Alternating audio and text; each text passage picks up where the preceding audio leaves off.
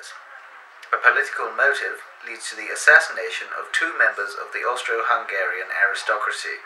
Essentially, First World problems leads to First World War.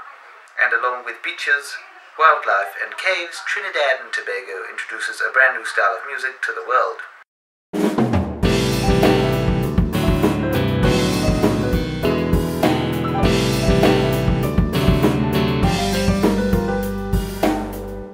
So this is 100 Years of Music, and it's 1914, where the entirety of Europe is bickering with each other.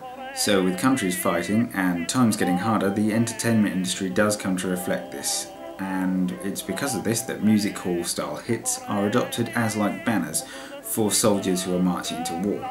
Now, it's tracks like It's a Long Way to Tipperary that you're hearing right now that basically go to prove that you can set any sort of different kind of lyrics to that style of song and you can more or less get a good one out of it. In fact, you can even layer them on top of each other, like this bizarre rendition. It's a long way to Tipperary, it's a long way to go, it's a long... And that's enough of that.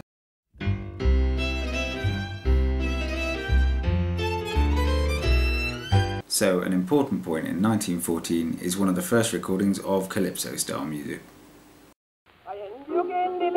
Calypso is a style of music from Trinidad and Tobago, and you'll all know it for its relaxed lilt and offbeat rhythms. What you're hearing in the background is an early example by Julian Whiterose, also known as the Iron Duke. But of course, to most people, Calypso sounds a bit more like this: rum and Coca-Cola.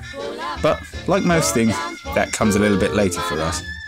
Calypso, of course, is the early origin of all sorts of music such as ska, reggae, rocksteady, but these are things that we're also going to look at in due course.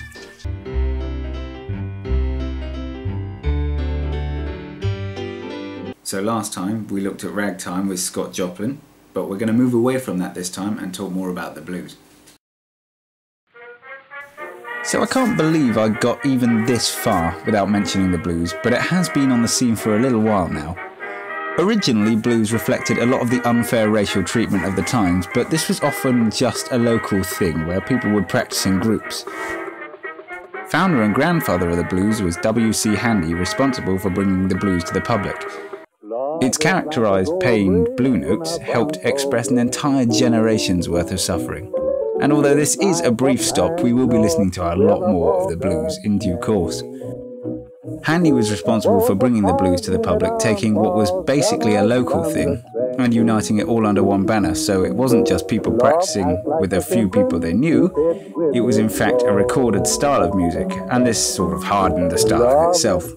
Essentially, everyone respects W.C. Handy and acknowledges him as the father of the blues. So this has been our continued introduction to music and our look at music in 1914. Please do visit LordEelsmusic.com and please comment and please subscribe. Thanks a lot for watching, and I'll see you next time.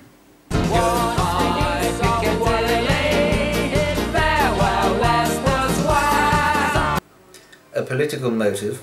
Oh bloody hell. It's a long way to